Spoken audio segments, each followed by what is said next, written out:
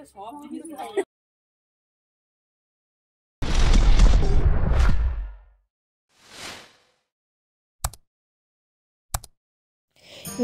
বন্ধুরা, মাহিস lifestyle blog YouTube চ্যানেলে আর একটা নতুন ব্লগে তোমাদের সবাইকে স্বাগত জানাই। তো আগের ব্লগগুলো তোমরা দেখেছো নিশ্চয়ই। তো চলে এলাম একদম রায়ের ঘরোয়া রিচুয়ালসগুলো হওয়ার পর অন্নপ্রাশন উপলক্ষে ওর যে সেকেন্ড দিন মেন রিচুয়ালসগুলো যেদিন হবে শুক্রবার দিন সকাল সকাল। তো ওই দিন সকাল সকাল ঘরের কাকু কাকিমা, রায়ের কাকাই, রায়ের ঠাম্মি, রায়ের বাবার বন্ধু বান্ধব, তৎসঙ্গে আমাদের এই কয়েকদিনের পূজারী মানুষ কাকু, তো সকলে মিলেই শুক্রবার দিনের সকালের ব্রেকফাস্ট লাঞ্চ এইসব তৈরিতে খুব মেতে উঠেছে। আর ওই দিকে দেখো রায়ের বাবা চলেছে এবং তৎসঙ্গে ফ্যামিলির সব মেম্বাররা আমরা গেছিলাম ঘাটে ঘট তুলতে, লোকনাথ বাবার ঘট।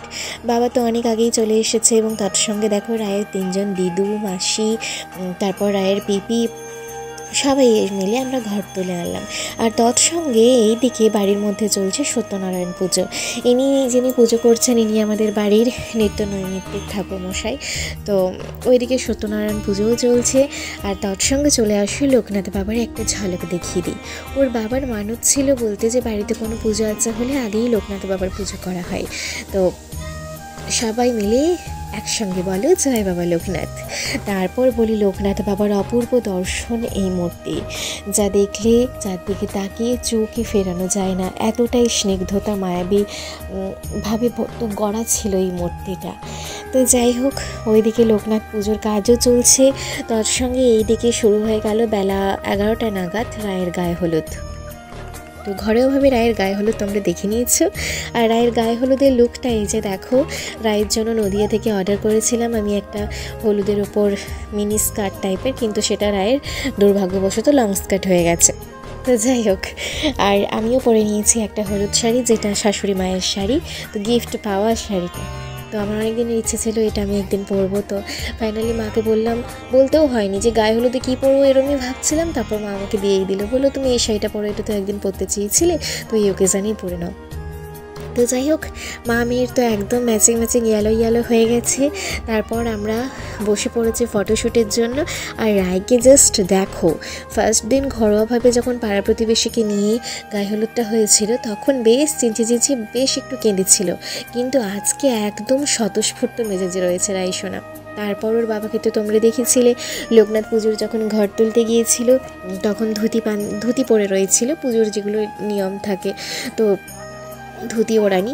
তো ওইসব কিছু ছেড়ে আমার সঙ্গে এবং রায়ের সঙ্গে কিছু ফটো তোলার ওর কথা ছিল, তো আমি ড্রেস সিলেক্ট করে রেখেছিলাম।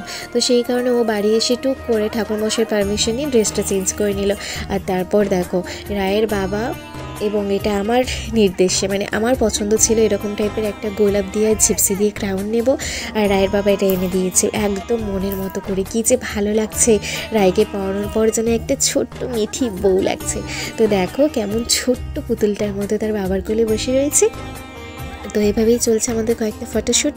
তারপর সমস্ত ফ্যামিলি মেম্বার্সদের সঙ্গে আমরা আরও অনেক ছবি তুলেওছি, যেগুলো ভিডিওর মধ্যে হয়তো নেই।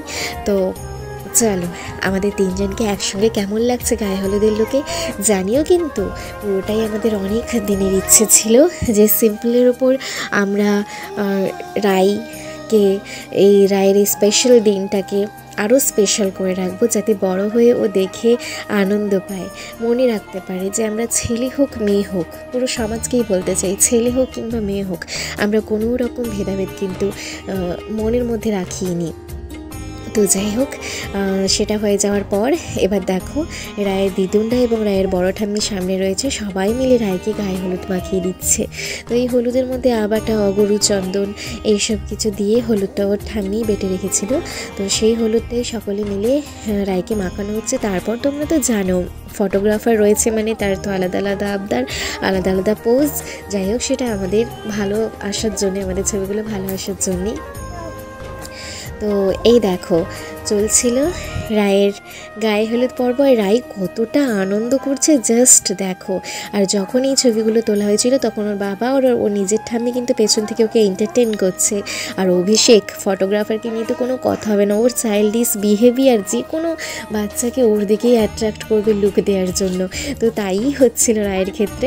তো এইভাবে দেখো ঠাম্মি, দিদুন, ওর পিপি সবাই মিলে ওর গায়ে হলুদ দিচ্ছে, আর আমার রাই সোনা সেটাকে তাড়িয়ে তাড়িয়ে উপভোগ করছে। আর আমার তো বিশেষ কিছু কাজ ছিল না, এই কয়েকদিনে রাইকে সামলানো এবং সেজেগুজে ওকে নিয়েই বসে থাকা। তো সেটাই আমি করছিলাম। তো আমি আর রাই এবং আমাদের সঙ্গে সমস্ত আত্মীয় স্বজন ধীরে ধীরে আসা শুরু করে দিয়েছে শুক্রবার সকালে। তো সবাই মিলে প্রত্যেকটা অনুষ্ঠান খুব এনজয় করছি এবং তোমাদের সামনে তার এক টুকরো ভ্লগ হিসেবে তুলে ধরছি। এবং এটা স্পেশালি বলে দিই, শুধুমাত্র তোমাদেরকে দেখানোর জন্য নয়, রাই বড় হয়ে যেন দেখে যে ওর মা বাবা ওকে কতটা ভালোবেসে ওর প্রত্যেকটা মুহূর্তকে স্মরণীয় করে রাখার চেষ্টা করেছে। তো যাই হোক, ওর গায়ে হলুদ হয়ে যাওয়ার পরে ওকে দুধ গোলাপ জল দিয়ে স্নান করানো হয়ে গেল। তারপর এভাবেই শেষ হলো রায়ের হালদি সেরিমনি।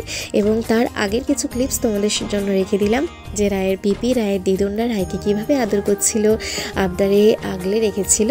তো তারই কিছু কিছু মুহূর্ত ভ্লগের এন্ডিংয়ে আমি অ্যাড করে দিলাম। যাই হোক, তোমরা সকলে ভালো থেকো, খুব শিগগির আসছি আবার নতুন ভ্লগ নিয়ে। টাটা।